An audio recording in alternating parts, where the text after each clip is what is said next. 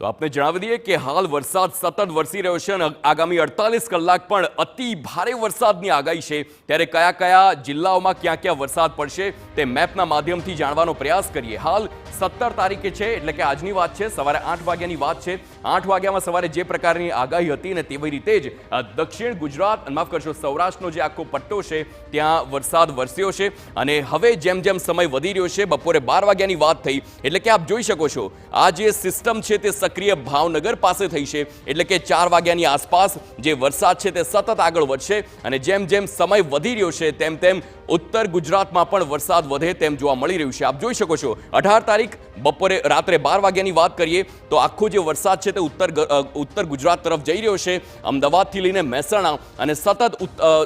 જે આગળના ભાગે વરસાદ થઈ રહ્યો છે। હવે આવતીકાલે સવારે 8 વાગ્યાની વાત કરીએ, આ એ સમય છે આવતીકાલ સવારનો જ્યારે મધ્ય ગુજરાતમાં એટલે કે અમદાવાદ અને મહેસાણા જેવા એ તમામ વિસ્તારોમાં વરસાદ વધશે અને જેમ જેમ આવતીકાલે પણ જે સમય છે તે આગળ વધી રહ્યો છે, આવતીકાલે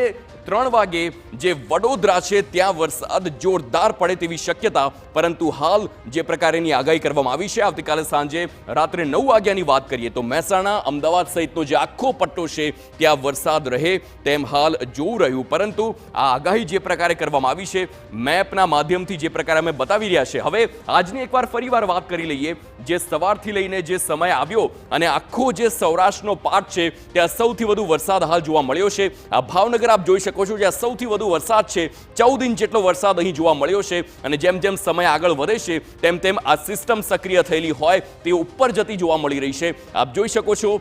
ઉપર રાજસ્થાન તરફ પણ એટલી જ સિસ્ટમ છે સક્રિય અને જેમ જેમ સમય આગળ વધી રહ્યો છે એટલે કે 4 વાગ્યાનો એ સમય છે અને 4 વાગ્યા બાદ વરસાદ છે તે મધ્ય ગુજરાત તરફ, એટલે કે 4 વાગ્યા બાદ વરસાદ અમદાવાદ સહિતનો જે મધ્ય ગુજરાત અને કચ્છ સહિતનો જે વિસ્તાર હોય ત્યાં વધે તેવી હાલ જે શક્યતા છે અને મેપના માધ્યમથી પણ તે બતાવવામાં